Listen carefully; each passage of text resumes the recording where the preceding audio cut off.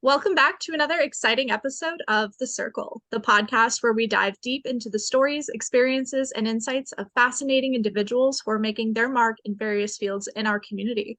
I'm your host, MJ, and as always, I'm co-hosted with Pina. Say hi, Pina. Hi. And today we have a truly inspiring guest joining us.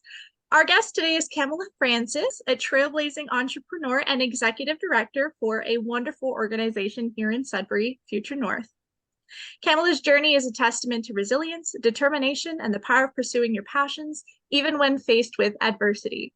Welcome and thank you for joining us today in the circle, Kamilah. It's nice to have you. No problem. Nice to be here. So I just have a start off question. Can you tell us a bit more about Future North's mission and the specific goals and initiatives the organization is currently focused on in supporting youth here in Sudbury? Of course. So Future North, our on paper mission, I guess you want to call it, is a community where youth are engaged, supported, and valued in education, healthcare, employment, and all areas of their well-being. Obviously, that's a very, very broad mission. But it truly is what we try to do is really amplify youth and make sure that they are a part of their community and making decisions that are important in their community. Because our big thing is that at the end of the day, it's their future on the line. Sometimes, or not sometimes, a lot of the times, most of the times, the decision makers that are at the top making all the decisions are middle-aged, older people. And they're making decisions that they are thinking will benefit youth, but really it's to benefit, at the end of the day, we're all selfish people. We all have self-preservation. It really is benefiting them. And then they think it's also benefiting youth. I think a lot of the times, sometimes the things that benefit those that are making the decisions aren't necessarily benefiting the youth and their futures and are kind of setting them up for failure, as we kind of have seen the trajectory where we are now in terms of a lot of different areas that have been impacted and are impacting the future of youth now. And so I think it's important that youth are part of the decisions and part of the important conversations around the things that will be impacting them in their future at the end of the day. So we just want to work with youth to understand their experiences and essentially influence the change that they want to see in their community. Absolutely. That's awesome. So you want to work with youth for the youth. Exactly. I love it. So you aren't the only youth-focused agency in Sudbury. So what separates you guys from the other nonprofits in the community? So what I think sets us apart is that when we started up, we immediately were looking at what the gaps were. We weren't trying to recreate or duplicate services that had currently already existed. We wanted to make sure that we were impacting youth in the way that they needed. So immediately off the bat, we did a lot of research around what the gaps were and where we needed to fill. I think the other piece to that is I think we're truly and authentically youth-led.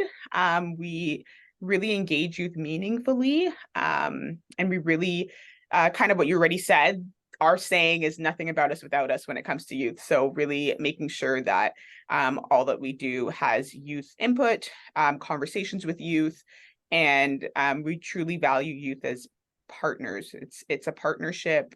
It's not us leading the way and bringing youth along. It's really us working with the youth on a level, equal playing field.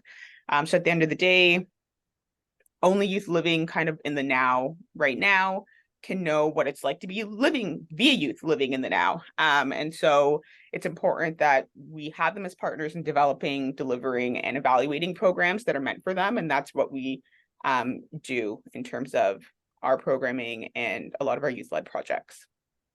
That's awesome. And I like that you're focusing it mainly on, well, obviously you're going to focus on mainly on youth, but putting their voice at the center, because there's no point on getting your information from a secondary source when they're all right in front of you, right? And they're willing. I don't know how many youth I've seen that have projected themselves in a role of leadership, and it was because of you guys gave them that empowerment to do it, right? You guys are consistently behind their back, reminding them that, this is your world. And I remember one of your coworkers at the Spotlight Summit. She said, like, at the end of the day, it's in your name. Your youth are the future. So when we're making decisions about our future, why aren't we asking the people who are going to be directly impacted by it? Exactly. Right? Yeah. So giving that voice at the table, I think, is so beneficial in our community, especially what's going on right now. Now, there's been a lot of things happening in the world, and I know this isn't one of our questions, so it's a little off-centered, but there's been a lot of things happening in the world, and I'm just wondering how Future North has helped support the individuals who are being impacted by the East right now, both in Yeah. Ukraine, The Middle East. the Middle Alex, East. My brain, sorry. But the Ukraine too, that was going to be a question that I had as well. What are you seeing? Because that's the now. Yeah, how are you Absolutely. seeing the effects in our community with our youth of that? Yeah, no, absolutely. So there's definitely a lot of things happening when it comes to, as you mentioned, the Middle East, and also even the 2S LGBTQ community. They're being attacked a lot lately, it feels like, as well. We're noticing. And so those are things and concerns that have come up from the youth. Kind of our role is more so as a connector and navigating services as well as another thing that we do. So a lot of the times it is, first of all, when someone approaches us, it's then finding out, okay, what service would be helpful for you right now, and kind of guiding them to the services in the community that already exist that would be helpful. And then the other thing is conversation starting with other organizations to maybe see, again, is there a gap that we have all missed now? And what can we do to kind of address the area? So I know that I've had youth approach me specifically about what's happening with the Israel-Palestine situation. And what we did immediately was we drafted out an email, sent it out to all of our community partners, and we're like, okay, this concern came up. What can we do? Where can we all fill in and step up? And what can be done? So with that, I know that we did have some response to that where, school social workers were like, we're all ready to help anyone that needs the help from us. We had the post-secondary institutions say, this department, if anyone needs the resources here, this is where they can reach out to. We also had, obviously, Compass is the leading child and youth mental health service. And so, we kind of made that challenge to them to put a statement out, and they did. And so they also put a statement out saying, if this is specifically affecting you, you can reach out to us. And these are all the areas where you can reach out, because they have the Youth Wellness Hub, which is one space, but then they also have Mind Space, which is another space. So they have kind of multiple areas you can kind of reach out and get support. And so I think that initial reach out to the community was able to then have everyone amplify what services actually exist, because maybe they just weren't known to the youth. And then we also created a highlight where we were able to share resources on our page specifically. And so, yeah, it's usually just trying to create that collective, get everyone sharing. Open space. Yeah. Providing that open space for youth to disclose what they're going through. Because I know there's a lot of controversy. So you're going to get youth with all different opinions, beliefs, experiences. So it's really hard as a nonprofit and an organization to navigate that. But it sounds like with what you've connected to with Compass and other community supports, you guys have been able to offer that space. And I thank you for that, because that is something that I find is was a gap. And you have filled that space, because now youth feel more comfortable asking questions and understanding what's going on in our community and our world in these spaces. Exactly. And I love your use of social media.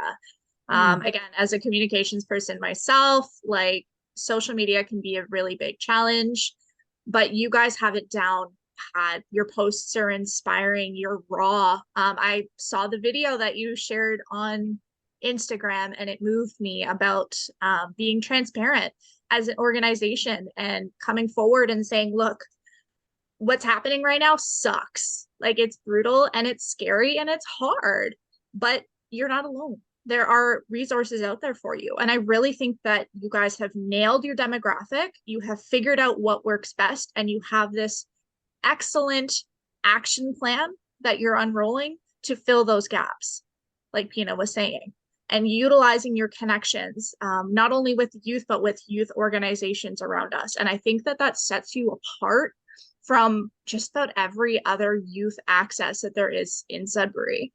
Just from my own experience. Pina and I obviously been doing this for a little while, so we know. But no, 100%, I think that that only speaks to the success that you've gained in such a short amount of time, and it shows what you guys are capable of and what the future is going to look like at Future North. No pun intended. I just had another question about success stories. Are you able to share any kind of success stories on the impact you guys have had on the lives of the youth in Sudbury? Sure. That's a really tough one because I feel like at the end of the day, kind of want to generalize and not like call anyone out specifically, but I would say some of our more exciting recent successes would be our Culture of the North project is one of them that we kind of always boost and boast about because it just was really well done. And that one started out with 2 youth who started that project, noticing a gap of cultural education in schools, high schools specifically. And so it started out as just a research project with $5,000. And then there was a second grant that we got from that ended up being $55,000 now, that we were able to then go into 2 high schools and develop equity action teams. And so these equity action teams, they were able to bring in cultural education to the school, an art-based project around culture, as well as a BIPOC library. So not just with their high school, but then they also sponsored elementary schools BIPOC libraries as well. So I think we got 13 elementary schools to get BIPOC libraries on top of the 2 high schools that got their libraries, resources added to their libraries. And then on top of that, we were able to, through an extension of the grant, which was initially supposed to end June 30th, they extended it to August 31st. We were able to then offer the summer art pop-up that we did this summer, which was really well done with Myths and Mirrors. So that was a collaboration with Myths and Mirrors, and we had 5 weeks of cultural art workshops that were done twice a week for youth during the summer. And so that was a huge success between the Youth Wellness Hub and the Ryan Heights Community Center. And then at the end of that, we had a huge park party where we invited all the community members. It was hosted at the Ryan Heights Park, and we had 100 food vouchers for the first 100 people for free food. And we had about 200 people that showed up to that event where we had like the vendors of the different artists that had helped us over the 5 weeks. We had music, an opportunity for the community members to add to the art project that was happening at Sudbury Secondary School. And so it was a huge success. And out of that, one of the youth that actually was part of the equity action teams in the school, she had let us know that this whole project and being part of this equity action team was an opportunity for her that she didn't think she would have first off. And then once she was in it, she realized that she really liked working on like the school kind of team kind of thing. And she's then ended up becoming on the student council the next year. So now she's on student council from being on our equity action team, which was kind of the first boost and start to that. So we were like, that's amazing. That is amazing. Yeah. So like that's one example of one youth. We also have, of course, our amazing youth expert panel, which is our like advisory council, and our co-chair of our youth expert panel recently won the Woman of Distinction Award, which is super amazing as well, because clearly she's doing incredible things. And it's great to have her on our team as well. So I think those are a couple of ones that I'll highlight. Those are huge wins. I love that you're downplaying it, like you're so low key. Those are huge. That's phenomenal. I remember seeing the pop-up happening in Sudbury over the summer, and I was like, oh my God, what a cool collab between Myths and Mirrors and Future North, 2 of my favorite organizations. I love that. That's so cool. And you totally downplay putting that girl on, like getting that girl to the point where she goes on the student council.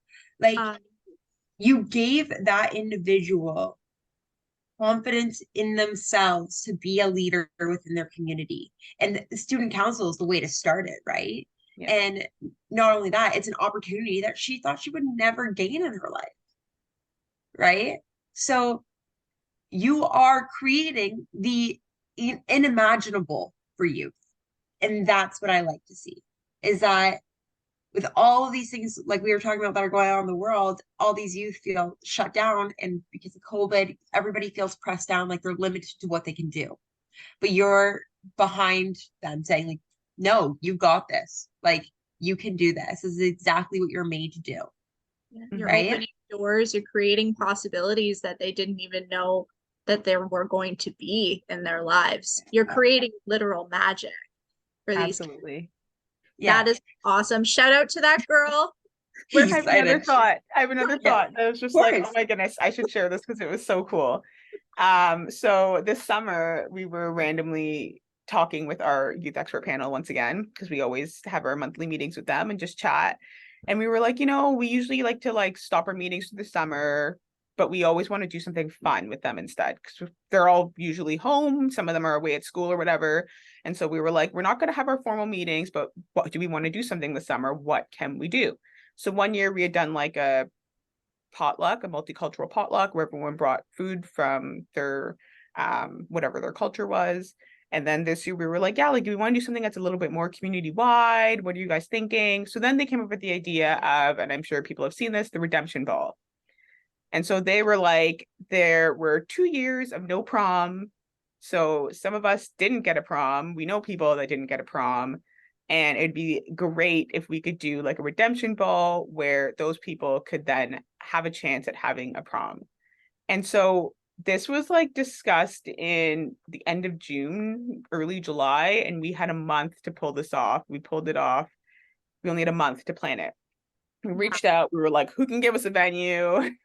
Cambrian College totally hooked us up with a free venue. So that was amazing. But we pulled this together. We ended up getting 76 attendees at our event, which was like totally not expected because of how quickly we turned this around. We were like, hopefully we get some people. And everyone was all dressed up. It was a masquerade to play off on like having to wear COVID masks for 2 years.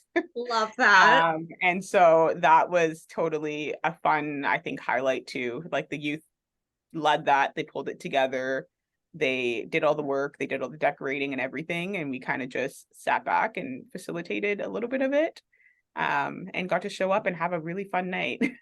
Exactly. So you're giving these youth life skills. Like sometimes there's not a whole lot of time to plan things. So you gotta pull up your bootstraps and you gotta get down there and get to work. But then they got to enjoy. You decide to procrastinate things. Like, do you know what I mean?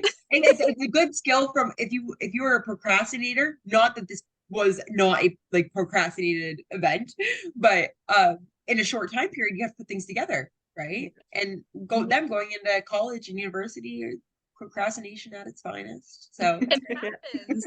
and what I love about this event is you guys opened it up and like highlighted like we want like LGBTQ2S+ to feel comfortable and safe in this area, because I think that is something that, especially within our school system right now, youth feel very like they're not being shunned, but pushed back on being able to express themselves and who they are in that way. And so I know a lot of like, so I know a few youth that attended that event and who are a part of that community, and they felt so comfortable and in such a brave and safe space for them. And it was like, it was something that they never thought they could get because of the way that the community in the world is, that how they feel and how they've experienced it, right? So I just want to like admire your agency and your committee to opening up that space for the youth in our community who are experiencing those challenges, not just within the school, but within home and our community. So you did talk a little bit about collaboration. already, but I just want to jump onto how important it was during these times of need for you guys, right? To reach out to Cambrian College, to reach out to your partners in the community. Are there any specific partnerships or allies with Future North, or that Future North has formed, that they would like to highlight with like other schools, other organizations that have really benefited both of your agencies and the community? Yeah, no, I definitely think collaboration is crucial. I don't think we do it enough. And that's something that Future North really strives to do. Like, I think at the end of the day, we don't have to be it all. And I think that's sometimes what some organizations maybe struggle with, is trying to be everything to everyone. Instead, find partnerships to fill those other gaps. And that's what we do. We're a small organization. We only have so many staff. We can only do so much with our limited staff. And so leaning on other community partners is crucial. I guess some of the really good partnerships we have are obviously YMCA. Being housed within the YMCA has been fantastic. And they are just a fantastic resource all around. There's so many things they do with youth. And so it's easy to be able to, find a place for youth within the Y. Compass as well, especially with their new youth wellness hub, and going up to 25 now. And I know previously with some of their programs, it's 12 to 18, so it felt limiting, but now they're 12 to 25 through the youth wellness hub. So that's awesome. And that's been a great partnership. We did a year-long contract with them, supporting them with the youth engagement on opening up the new youth wellness hub and getting their youth ambassadors in place.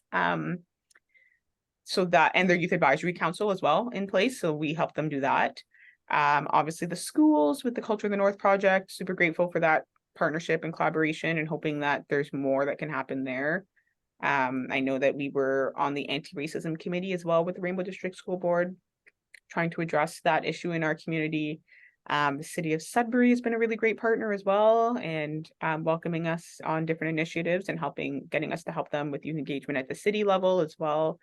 And so we've slowly been making our way to more with the post-secondary institutions as well, just trying to be kind of wherever youth are.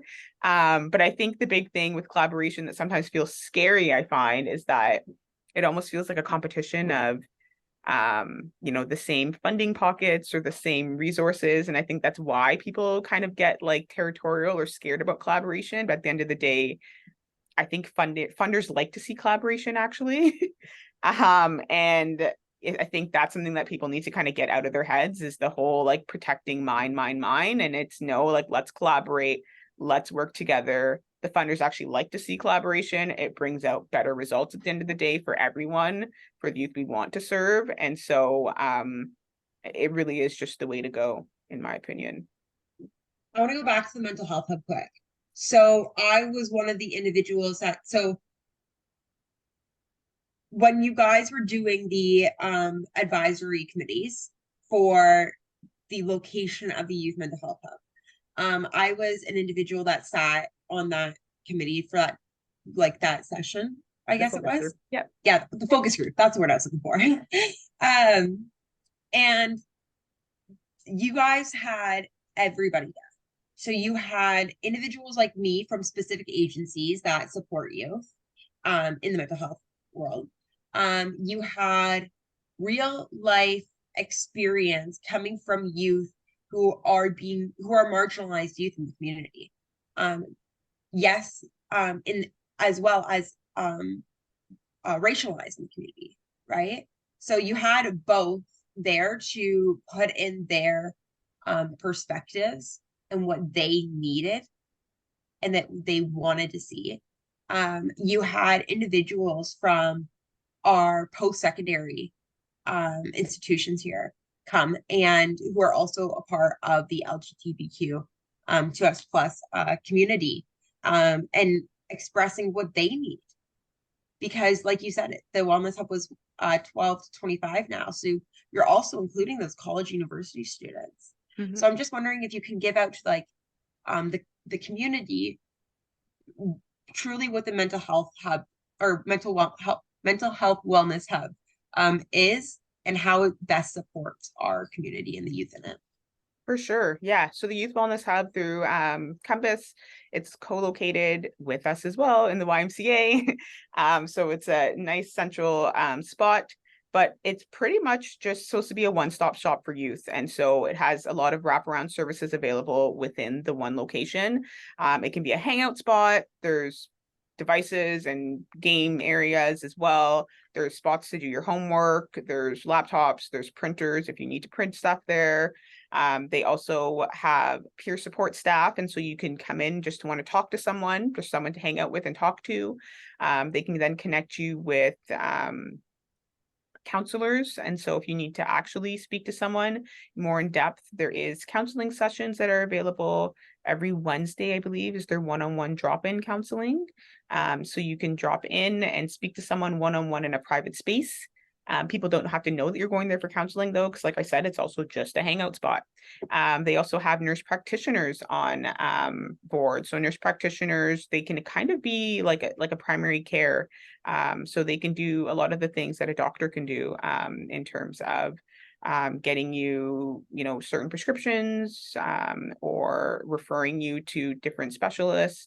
And so I know right now with the doctor shortages, that's a huge asset, being able to have access to that.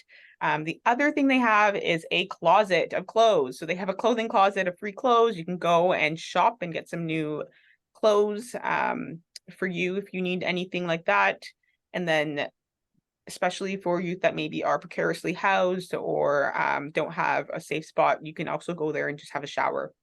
So they have Y passes where they can give you access to the showers, and they can give you a little kit with shampoo and soap and all that, and you can have a shower there if you need it as well.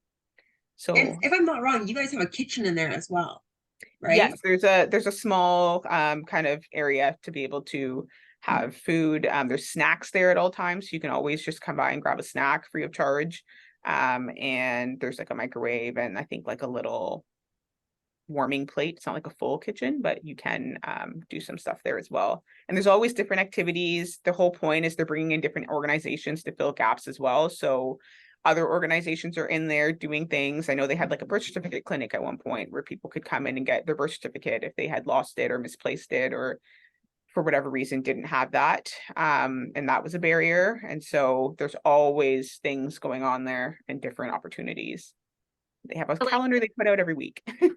The term you used, the one-stop shop, that stuck out to me because I know as a former youth myself, I would be lazy with that kind of stuff, So being able to go and just have everything right there is not only convenient, but it makes it so accessible for these youth, right? Like Absolutely. It's amazing. That's incredible. Like having a spot like that can really fill gaps, and it speaks to the nature of our own organization where we try to do similar things, where we try to navigate our youth as much as we can to get them all the services they need whenever they're going through the judicial system. The criminal justice system here in Sudbury can be kind of a nightmare. So we're all for one-stop shops, aren't we, Pina? Oh, we are. And I was just going to say that the discussion of the week, I've been telling you, it has been youth navigation. And having, and not just that youth are lazy, but these kids that are experiencing homelessness, that are experiencing poverty, that are experiencing justice system, that are experiencing addiction, don't know where to go. Yeah. They don't know. Those barriers can feel like a never-ending nightmare. Barrier after wall, after brick wall, after cement wall. It just feels like you're never going to get anywhere. Exactly. So going to this place that is centrally located in an area where unfortunately they're probably like their kids are around anyways. And being able to provide them, like they're coming in for maybe just a snack, but leave with a birth certificate or a doctor's note for a prescription that they thought they would never get or never be able to resolve. Right? In such a safe and brave place. Like I think that partnership that you guys have with Compass and this wellness hub is so beneficial to the youth in our community who just don't know where to go, right? Yeah, absolutely. And I think the key for us is always not just hearing the youth, because like I think at Future North we've done a really good job of making sure we hear the youth and can know how to implement what they're telling us. But we did a lot of work with the staff and training staff and helping them understand how to fully and meaningfully engage with youth. And that, you know, in creating the Youth Advisory Council, the Youth Advisory Council isn't just there to, you know, tell you that they want a pizza party tonight. And, you know, you ask them like, oh, well, what kind of food would you want to see here? And that's it. They're there to actually inform the services and what needs to be at the Youth Wellness Hub. And I think they've really done a good job of implementing that, that information that we downloaded to them about how to work with your Youth Advisory Council and get the most out of them. Literally, like your ear is on the ground. Like you guys are the first to know, and then you pass it along. You're getting it right from the youth who are sitting there telling you, this is what we want, this is what we need. And they're able to implement it. That's such a beautiful partnership. Yeah. That's amazing. Now, I'm sure that you guys overcome a lot on a daily basis. Are there any challenges or obstacles that stick out the most to you that you've encountered on serving Sudbury's youth, and how have you overcame them? That's a tough one. I think obviously the big thing that always comes up is the whole staffing funding issue has been challenging. I would say that our staff are all very passionate and they want to do it all. And at times we have to be like, okay, capacity wise, let's be realistic about what we can take on. And so I think that is sometimes challenging. So funding is always an issue. But at the end of the day, I think it kind of goes back to the whole trying to be collaborative. And so I would say another challenge we face is maybe sometimes it feels like some organizations don't want to be collaborative. And so that's another thing to try to overcome is the whole, we want to be collaborative. We want to work with everyone, and maybe not feeling like everyone wants to work with you. And so I think we're just really trying to continue that collaborative approach, that collective impact approach that we talk about, and really trying to get people to understand that we're not competing for the funding. We're trying to just work to serve our youth better at the end of the day, is kind of our messaging there. But I would say that's some of our biggest challenges. Also, obviously, the what's the word I'm looking for? The landmass, the vastness of the area we serve. And sometimes maybe feeling like hopefully we're not hitting, or maybe we're not hitting some of those other outskirt areas as well. So trying to really work on that a bit better as well. Yeah, no, I can definitely understand that being a challenge. Again, with us being another nonprofit organization, we know the struggle with funding. We know the struggle of feeling like we want to help everyone, but it's hard. It can be really hard, but you know, we're doing the best that we can do. You guys are doing phenomenal, beyond phenomenal things. You are such an asset to the youth in Sudbury and to other organizations that you're connected to. It's probably on a weekly, if not semi-weekly basis that we're talking about Future North and what you guys are doing within our own organization. Like, we are absolutely obsessed with watching the youth, not only that we're serving, be able to continue their success story through collaborative organizations. We all have the same goal. We want to help these kids. We want to see these kids thrive. And that's really, really the bottom line. So it's so awesome being able to connect with another organization and another mind who has the same vision and mission that we do. Because we're all on the same playing field. We're not what I like what you were saying, how we're not competing, we're not competitors. In a way we are. We're fighting the system, but we're fighting as a team, right? We're all on the same team, we all have the same goal. We want to help these kids. So I love the way that you put that. These obstacles and challenges are felt everywhere, but you got to do what you got to do. And I think at the end of the day, with youth, especially the youth that I've worked with, it's not they don't remember the specific person that cared for them. They remember that they were cared for and that motivated them to go forth. Exactly. Right. And I will take that any day of the week, because I have kids that don't remember my name, and I've worked with them for literally months and months on end, can't remember my name, but they can remember what I do and how I've helped them. Mm-hmm. Right. So it knowing that they are still moving on is just, and like doing the best that they can be as you've watched your youth succeed. That's all we care about, is wanting to see them succeed in their life. Yeah. And do amazing and great things that we know they're capable of doing. Exactly. And it's funny how MJ mentioned how often we talk about you guys, because Jackie just sent me a text, and sure enough, the text above it was us talking about Future North. So just to put that into real life perspective, so with this, Future North, you guys are facing challenges right now with funding, right? So how can individuals in the community support you guys through this time? And what if somebody wanted to volunteer or donate to you guys, how can they do that? For sure. I think a big thing is really just, and I think we've done a good job of it lately. I feel like a lot of people are saying similarly, like you're saying, that our name keeps coming up. But really just getting the word out there about Future North, making sure that everyone knows about us and our presence in the community, and also would feel the lack of.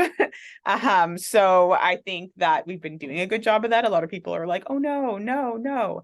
But really helping the really key big decision makers understand the impact of losing an organization such as ours in the North, in our community, in our region, is a big one. So just sharing about us, letting people know about us, giving us opportunities to participate in different things. We recently were part of Headstrong with the schools, which was an awesome opportunity, again, just to have more youth hear about us and know our name, and kind of see us in the community doing stuff.